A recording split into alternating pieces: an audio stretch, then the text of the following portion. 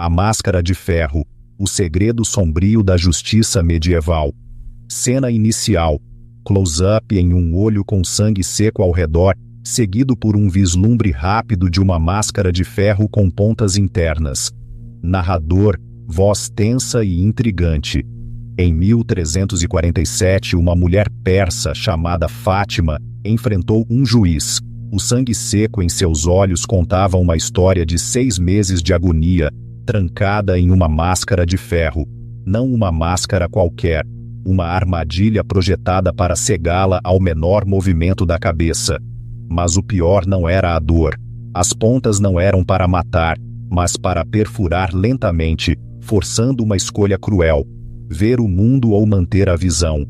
E o que torna essa história verdadeiramente arrepiante, isso não foi um caso isolado. Entre os séculos IX e XVIII, estima-se que entre 2.000 e 5.000 mulheres sofreram essa tortura, e os historiadores esconderam o motivo real.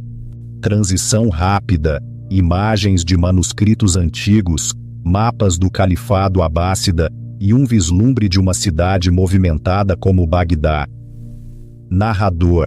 Ao final deste vídeo, você descobrirá 3 verdades que mudarão para sempre sua visão sobre a justiça medieval. Primeiro, como essa máquina de tortura funcionava e por que um simples olhar podia significar cegueira permanente. Segundo, o motivo real pelo qual as mulheres eram o alvo, e garanto, não é o que você imagina. E terceiro, por que esse dispositivo desapareceu dos registros por mais de 200 anos, e o que encontramos ao desenterrar a verdade. Se você quer mais história suprimida que os livros didáticos não contam, clique em inscrever-se agora, porque essa história fica muito mais sombria. Cena, animação mostrando a vasta extensão do Califado Abássida. Narrador. Para entender esse pesadelo, precisamos voltar ao século IX, no Califado Abássida, um império que se estendia do norte da África à Ásia Central. No seu coração, um conceito justificava crueldades indescritíveis: namus. Namus significava honra, mas não a honra que você pensa. Era a honra como posse, como controle. Nas elites persas, o olhar de uma mulher era considerado propriedade, do pai, depois do marido, depois dos filhos. Olhar livremente para o mundo era roubo. Cena, contraste entre imagens de uma biblioteca grandiosa, Casa da Sabedoria, e uma representação sombria de uma mulher com a máscara. Narrador. E aqui a coisa fica complexa. O Califado Abássida era, ao mesmo tempo, uma das civilizações mais avançadas intelectualmente. Enquanto a Europa definhava na Idade das Trevas, Bagdá tinha hospitais, universidades e a Casa da Sabedoria, uma biblioteca que faria instituições modernas invejar. Como uma sociedade que inventou a álgebra também inventou um dispositivo para cegar mulheres por contato visual. A resposta está em uma única lei, escondida em um texto legal do século IX. Uma lei que tornava essa tortura não apenas possível, mas legal. Essa lei não chamava de punição, chamava de correção. E a parte mais perturbadora, classificava a máscara não como tortura, mas como vestimenta protetora. Pense nisso, o mesmo arcabouço legal que exigia vestimenta modesta, também permitia mutilação permanente. E uma vez que essa porta se abriu, algo muito mais sinistro entrou. Cena, animação detalhada da máscara de ferro, focando nas pontas internas. Narrador. Mas antes de revelarmos como essa máscara funcionava, e acredite, os mecanismos são mais horríveis do que você pode imaginar. Você precisa entender que o crime de ver não tinha nada a ver com religião ou moralidade. Era sobre dinheiro. E vou provar isso em exatamente 4 minutos. Mas primeiro, vamos à anatomia da agonia. Imagine uma máscara de ferro, não aquelas decorativas de filmes. Esta tem 12 pontas internas, cada uma posicionada no nível dos olhos, 6 apontadas para o seu olho direito, 6 para o esquerdo. E aqui está o que ninguém te conta sobre metalurgia medieval. Esses artesãos eram precisos. As pontas não eram aleatórias. eram medidas para parar a exatos 3 milímetros da sua córnea, quando sua cabeça estava perfeitamente imóvel e seus olhos fixos à frente. 3 milímetros, a espessura de 2 fios de cabelo humano.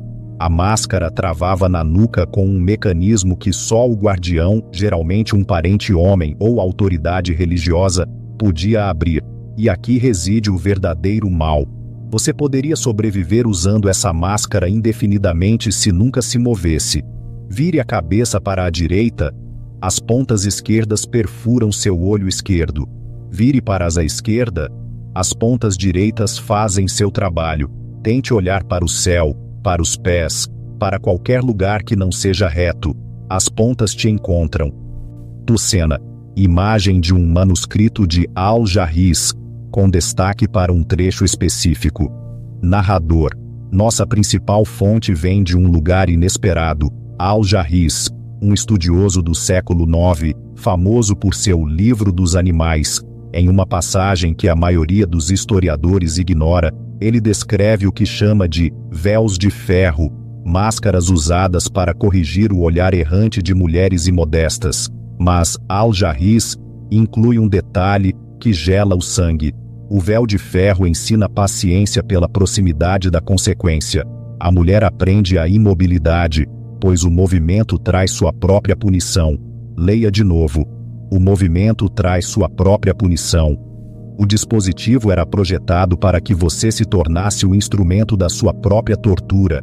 Cada instinto de se virar para um som, seguir um movimento, olhar para quem fala, todos esses reflexos naturais se tornavam atos potenciais de automutilação. Médicos medievais documentaram as lesões, perfurações na córnea, vazamento de humor aquoso, infecções que se espalhavam para o cérebro, e muitas mulheres sobreviveram, aprenderam a se mover em uma imobilidade humana, a existir em um cone de visão de talvez 30 graus. Imagine viver assim, não por horas, não por dias. Algumas mulheres usaram essas máscaras por meses. Mas aqui está o que ninguém te conta. E é aqui que a história toma um rumo que muda tudo. As pontas não eram o pior. O que faziam, depois do que os olhos eram danificados, revela o verdadeiro propósito do dispositivo. E não tinha nada a ver com modéstia. Transição rápida, imagens de mercados movimentados, peregrinos em Meca e um tribunal medieval. Narrador. Não clique para longe. A próxima sessão revela por que essas máscaras foram realmente criadas. E prometo, não é o que você pensa. Que crime poderia justificar essa tortura? O que uma mulher poderia fazer que justificasse o risco de cegueira permanente? De acordo com registros judiciais dos anos 1330, aqui estão infrações documentadas. Olhar para um mercador ao comprar tecido. Olhar para um peregrino homem durante o Hajj em Meca. Fazer contato visual com um servo que não era da família. Assistir a uma execução pública. Sim, sério.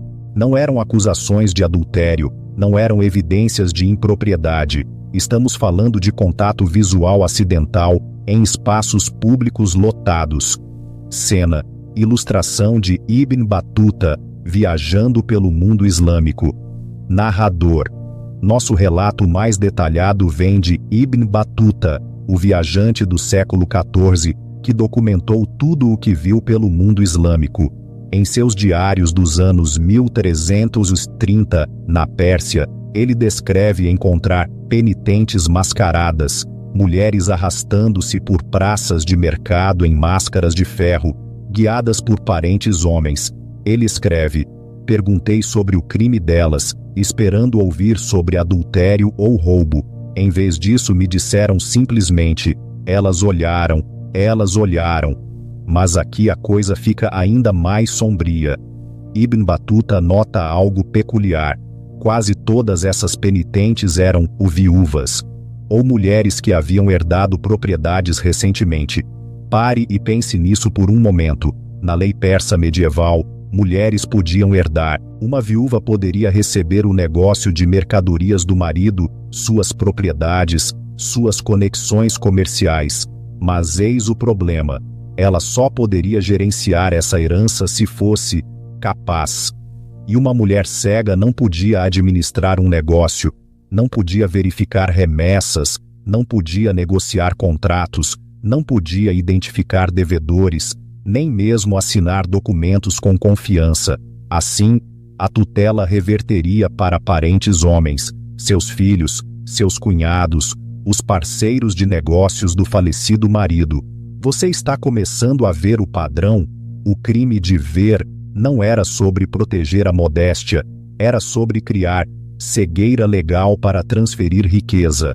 Acuse uma mulher de um olhar imodesto, aplique a máscara corretiva, espere a lesão inevitável e então solicite a tutela com base na incapacidade. Era fraude financeira medieval disfarçada de justificativa religiosa, e podemos provar isso. Em um registro judicial de 1340 de Samarcanda, 3 viúvas diferentes da mesma família de mercadores foram acusadas de olhar imodesto em um período de 6 meses. Todas as 3 foram colocadas em máscaras. Todas as 3 foram feridas e todas as 3 tiveram seus negócios do falecido marido transferidos para um único primo homem. As chances disso ser coincidência, astronômicas. Cena: retrato de Fátima al-Samarcandi, com uma expressão determinada. Narrador: mas o que me parte o coração nesta história é que por mais de 600 anos, historiadores olharam para esses registros e viram extremismo religioso. Eles nunca fizeram a pergunta seguinte: quem se beneficiou? Uma mulher fez essa pergunta. Seu nome era Fátima al-Samarcandi, e em 1347, ela fez algo que mudou tudo. Ela sobreviveu, ela testemunhou, e suas palavras expuseram uma conspiração que atingiu os mais altos níveis de poder. Essa história é a próxima, e estou avisando agora. Fica pior antes de melhorar. Cena: imagens de arquivos antigos, com destaque para um documento frágil e um museu em Samarcanda. Narrador: o documento é frágil. 14 páginas de testemunho preservadas nos arquivos timúridas, descobertas por pesquisadores em 2003. Ficou em um museu no Uzbequistão por 16 anos antes que alguém se desse ao trabalho de traduzi-lo completamente. Essa tradução mudou tudo o que pensávamos saber. Cena: close-up no texto da declaração de Fátima. Fátima, voz em off, com força e emoção. Eu sou Fátima al-Samarcandi, filha de Muhammad, o mercador de seda, viúva de Ahmad, o ourives. Eu testemunho perante este tribunal que fui colocada no véu de ferro, não para a proteção da minha modéstia, mas para o roubo da minha herança. Narrador: imagine a coragem necessária para dizer essas palavras. Em 1347, em um tribunal repleto das mesmas autoridades que aprovaram sua tortura, Fátima, seu marido havia morrido 6 meses antes, deixando-lhe 3 ourivezarias e um contrato comercial avaliado em cerca de $2 milhões em moeda atual. Em uma semana após sua morte, o irmão de seu marido a acusou de fazer contato visual provocativo com um cliente. A acusação foi investigada. Testemunhas depuseram. Embora Fátima observe amargamente que todas as testemunhas eram homens ligados aos negócios de seu cunhado. A máscara foi aplicada em uma terça-feira de manhã. Por 6 meses, Fátima viveu em um campo de visão de 30 graus. Ela descreve aprender a identificar pessoas por suas vozes, por seus passos, por seu cheiro. Ela descreve as dores de cabeça constantes por manter o pescoço rígido, a forma como sua visão periférica se tornou uma fonte de terror, porque ver movimento significava a tentação de se virar, e virar significava sangue. Ela descreve o dia em que falhou. Uma criança correu em sua direção no pátio. Algum instinto, talvez maternal, talvez apenas humano, a fez virar a cabeça para garantir que a criança estivesse segura. A ponta entrou em seu olho esquerdo, logo abaixo da pupila. Ela escreve: a dor foi imediata, mas o terror veio depois. porque pude sentir o calor escorrendo pela minha bochecha, e eu sabia que logo me declarariam incapaz, e tudo o que Ahmad construiu passaria para o irmão que orquestrou esse roubo. Cena: animação mostrando a rede de conexões entre os guardiões, os artesãos e os herdeiros. Narrador: mas é aqui que a história de Fátima se torna extraordinária. Ela não aceitou seu destino, apesar da lesão, apesar do risco de infecção, apesar de saber que desafiar o sistema poderia custar sua vida. Ela exigiu seu dia no tribunal, e naquele tribunal, ela revelou algo que chocou até o juiz. Ela tinha nomes: 23 mulheres em 5 anos, todas viúvas de ricos mercadores, todas acusadas do mesmo crime, todas mascaradas pelos mesmos 3 guardiões, e todas, cada uma delas, tiveram sua herança transferida para parentes homens em até 6 meses. Mas isso não foi o que fez o sultão agir. Fátima descobriu algo mais. Algo que implicava não apenas as autoridades locais, mas os próprios artesãos que faziam as máscaras. E essa revelação expôs uma conspiração que chegava ao topo. Isso é o que vem a seguir. Fique comigo. Cena: imagens de oficinas medievais com foco em ferramentas e metalurgia. Narrador: eu sei que isso está ficando sombrio, mas se você ainda está assistindo, você está claramente tão fascinado pelas verdades brutais da história quanto eu. Esta é a história que eles não ensinam nas escolas. Não porque seja sem importância, mas porque é desconfortável. Certifique-se de estar inscrito, porque na próxima semana revelarei a verdade sobre os cintos de castidade medievais. E garanto, a história real é ainda pior que esta. Agora, de volta ao testemunho de Fátima. Eis o que Fátima descobriu. Havia apenas 2 oficinas em toda Samarcanda autorizadas a produzir as máscaras de ferro. Ambas pertenciam a membros da mesma guilda de mercadores, a mesma guilda que se beneficiaria das viúvas acusadas. Mas piora.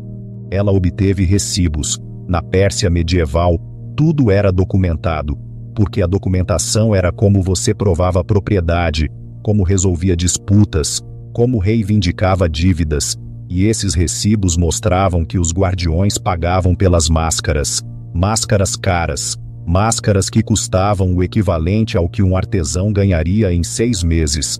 Pense nisso. Você supostamente está protegendo a modéstia de uma mulher, corrigindo sua falha religiosa, e está gastando uma fortuna para fazer isso.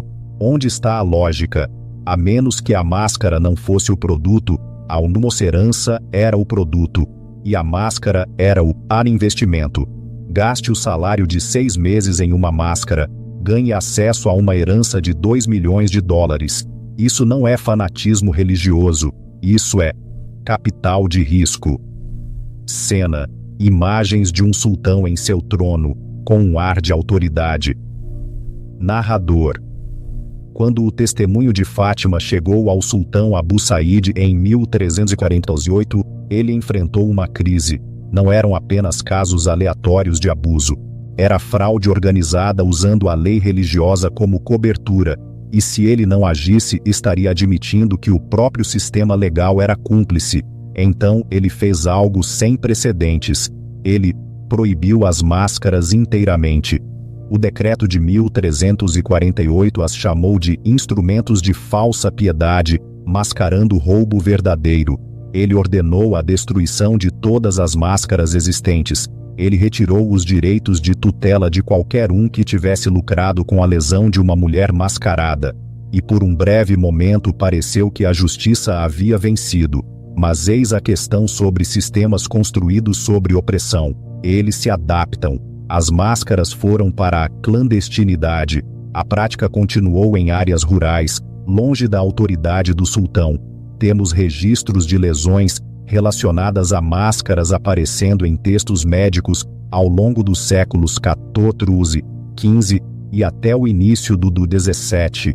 O último caso documentado, 1687. Uma mulher em uma aldeia fora de Isfahan, cegada por um dispositivo que seu neto mais tarde diria às autoridades que era tradicional. Cena: imagem de uma máscara de ferro em um museu, com um aviso de "muito perturbador para exibição pública". Narrador: e então, em 2019, algo extraordinário aconteceu. Um colecionador particular em Viena descobriu uma máscara de ferro em uma venda de espólio. Ele pensou que era decorativa, talvez uma peça de armadura medieval. O Museu de Arte Islâmica de Berlim realizou testes metalúrgicos. A composição do ferro correspondia à metalurgia persa do século XIV. O posicionamento das pontas internas era preciso, exatamente 3 milímetros de onde uma córnea humana repousaria. E lá, gravado na banda interna em letras tão pequenas que eram quase invisíveis, estava uma inscrição: para a correção do desvirtuado. Essa máscara repousa hoje em um arquivo de museu, não em exposição. A posição oficial do museu é que é muito perturbador para exibição pública, mas eu argumentaria que é muito perturbador para manter escondido. Porque toda vez que enterramos essas histórias, toda vez que decidimos que a história é muito sombria para confrontar, tornamos mais fácil para novas atrocidades emergirem. E acredite, elas sempre emergem. Cena: montagem rápida de imagens representando diferentes épocas e culturas, com um fio condutor de opressão e controle. Narrador: entre os séculos 9 e 18, ao longo de 900 anos, uma estimativa de 2.000 a 5.000 mulheres sofreram a máscara de ferro. Algumas por dias, outras por meses, algumas até que seus olhos fossem permanentemente destruídos. E por 200 anos após o uso da última máscara, historiadores olharam para as evidências e viram extremismo religioso, catalogaram-na sob dispositivos de punição islâmica, e seguiram em frente. Ninguém perguntou quem lucrou, ninguém seguiu o dinheiro. Ninguém ouviu a única voz que sobreviveu: o testemunho de Fátima. Até 2003. Cena: imagens contemporâneas de protestos por direitos das mulheres, leis de vestimenta e vigilância. Narrador: é por isso que isso importa hoje. Agora mesmo, em vários países, códigos de vestimenta e leis de modéstia estão sendo armados da mesma forma. Não para proteger as mulheres, mas para controlá-las, para limitar sua liberdade econômica, para justificar vigilância e punição. As ferramentas mudaram, as máscaras são diferentes, mas o sistema subjacente é o mesmo roteiro. Cena final: o narrador olha diretamente para a câmera, com um olhar desafiador. Narrador: então, aqui está minha pergunta para você. Que outros dispositivos de tortura medievais ainda estão em porões de museus, com seus verdadeiros propósitos escondidos? Que outras ferramentas de correção moral foram, na verdade, instrumentos de roubo? Deixe suas teorias nos comentários. E se este vídeo fez você pensar diferente sobre a história, se fez você questionar o que mais erramos, clique no botão de curtir. Porque há muito mais que eles não te contaram. Na próxima semana, a verdade sobre os cintos de castidade. E prometo, é pior do que você pensa. Vejo vocês lá.